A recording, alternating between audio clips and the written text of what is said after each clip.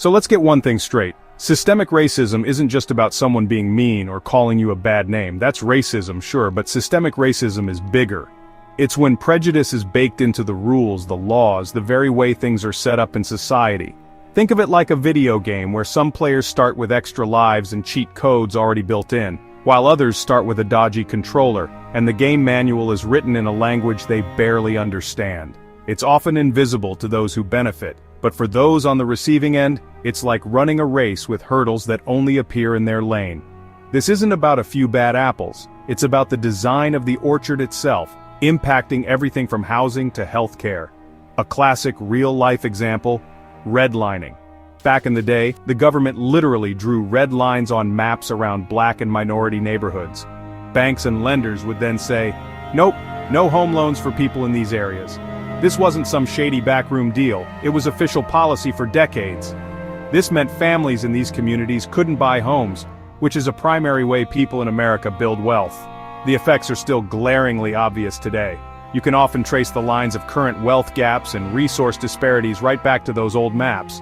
It's like forcing someone to run a marathon in flip-flops while others have high-tech running shoes. Then, consider how schools are funded in many places. A lot of school money comes from local property taxes. Now remember those redline neighborhoods? Because of decades of disinvestment, property values there are often lower. Lower property values mean less tax money for local schools. So what do you get? Schools with fewer books, older buildings, maybe less experienced teachers, and fewer resources overall. It's a vicious cycle. Kids in these areas often start their educational journey with significant disadvantages, not because they're any less brilliant, but because the system itself deals them a much tougher hand from day one. This isn't ancient history, it's an ongoing issue. So, you see, systemic racism isn't just an abstract idea. It creates vastly different starting lines and playing fields. It's not about feelings, it's about tangible, real-world outcomes that stack the deck. It means that opportunities for a good education, a safe place to live, the ability to build wealth, and crucially good health, are not equally distributed. Understanding this is the first crucial step to grasping why health disparities are so persistent and profound. If the system itself creates these unequal paths from the very beginning, it's no surprise that health outcomes will also be unequal. It touches every part of life. Now some folks might say, come on, slavery ended ages ago. Jim Crow laws are off the books. And yes, technically, those specific laws are gone. But the impact? Oh, that stuff has a long, stubborn shadow. It's like a ghost from the past that keeps fiddling with the foundations of the house, making it unstable for some residents. Policies from centuries and decades ago carved deep, lasting inequalities into the American landscape, especially for Black Americans and other communities of color.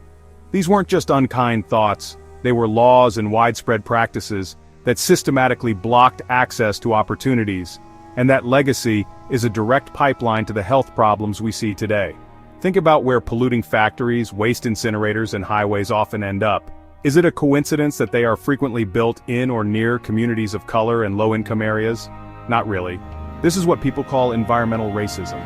For example, research shows that around 80% of waste incinerators are located in Black, Latinx, or low-income communities.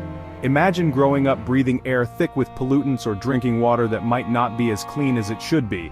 This directly leads to higher rates of asthma, certain cancers, and other serious health conditions. It's like being forced to live next to a chemical spill, while others enjoy fresh air and clean parks. This history of underinvestment doesn't just mean more bad stuff, it also means less of the good stuff. Many communities of color are food deserts. This doesn't mean there's no food, but it means there are hardly any large supermarkets selling fresh fruits, vegetables, and other healthy options. Instead, you might find an abundance of fast food chains and corner stores stocked with processed, sugary, and high-fat snacks. Try eating a balanced diet then. On top of that, there are often fewer safe, well-maintained parks or recreational facilities, making it harder to exercise. So, when we talk about lifestyle choices, we have to ask if everyone truly has the same range of choices available. All of this, the legacy of discrimination, the toxic environments, the lack of access to healthy food and safe recreation, creates chronic stress. This isn't just the stress of a bad day at work, it's a constant grinding pressure that wears people down day after day, year after year. This weathering, as some researchers call it, takes a massive toll on the body. it can lead to high blood pressure, a weakened immune system, and a higher risk for a whole host of chronic diseases. For Black Americans and other people of color, this persistent stress is a major, often unseen driver of health disparities. Their bodies literally keeping score of a lifetime navigating systemic inequities. Let's zoom in on something that should be a time of joy and hope, bringing a new life into the world. But for Black women, American Indian and Alaska Native women in the United States, pregnancy and childbirth carry terrifyingly higher risks. The statistics are not just numbers, they represent real lives and real families. In 2020, Black women were nearly 3 times more likely to die from pregnancy-related causes than white women. For American Indian and Alaska Native women, the rate was even more alarming. This isn't some unfortunate anomaly, it's a persistent, decades-long crisis that starkly illustrates how systemic failures directly translate into preventable deaths and profound grief. So why is this happening? It's a toxic cocktail of factors. Women of color often face greater barriers to accessing consistent, high-quality prenatal care. Sometimes they receive care very late in their pregnancy or tragically not at all. Even when they do access the healthcare system, their pain and concerns are too often dismissed or downplayed by medical professionals. We've heard stories from famous Black women like tennis superstar Serena Williams, who had to vehemently advocate for herself to get doctors to recognize a life-threatening blood clot after she gave birth. If a global icon faces this, imagine the daily reality for countless other Black women whose voices go unheard. Furthermore, certain health conditions that can complicate pregnancy and childbirth, such as preeclampsia, a serious blood pressure condition, and hypertension, are more prevalent or more severe among Black women. But here is a crucial, devastating point. These disparities in maternal mortality persist even when we account for income and education levels. A Black woman with a college degree still faces a higher risk of dying from pregnancy-related complications than a white woman who has not even completed high school. This stark fact screams that the problem isn't solely about socioeconomic status or education, it is fundamentally about race and the impact of systemic racism. And the tragedy doesn't end with mothers, their babies are also at significantly higher risk. In 2022, the infant mortality rate for Black babies was more than double that for white babies, a shocking 10.9 deaths per 1,000 live births compared to 4.5. Black infants are also more likely to be born preterm, or with a low birth weight, conditions that can have lifelong health consequences. This is profoundly heartbreaking. It means too many families are starting their journey with unimaginable loss instead of celebration. This isn't just a statistic, it represents a fundamental failure of our systems to protect the most vulnerable members of society from the very beginning of their lives. Alright, the picture we've painted is pretty grim, and it's easy to feel overwhelmed. But here's the good news. People are not just sitting back. There's a growing movement, a lot of smart people, and dedicated communities working hard to turn this massive ship around. We are seeing some genuinely positive changes.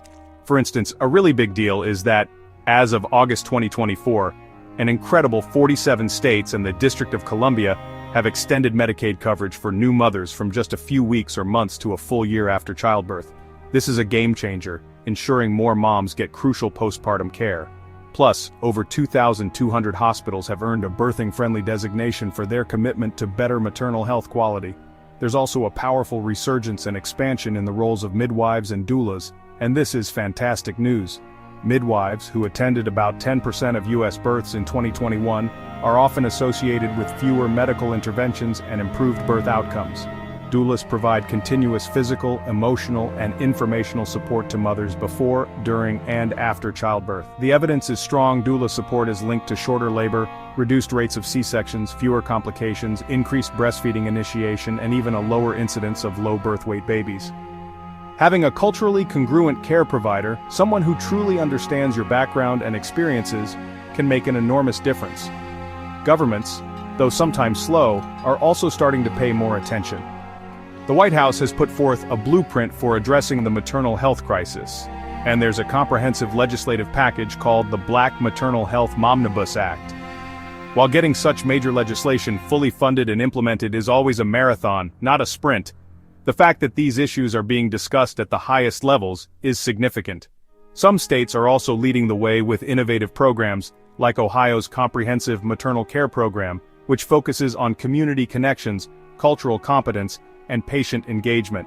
And importantly, maternal mortality review committees are now looking deeper, trying to identify and address discrimination as a contributing factor in these tragic deaths. So, what's the big takeaway here?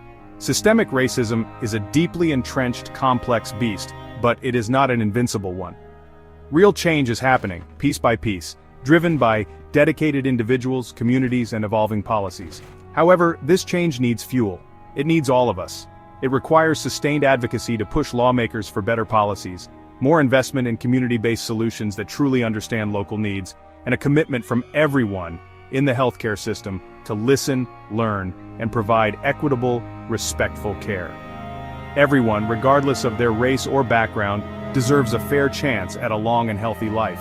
Making our healthcare system truly equitable isn't just a nice-to-have, it's a fundamental human right and a moral imperative for a just society.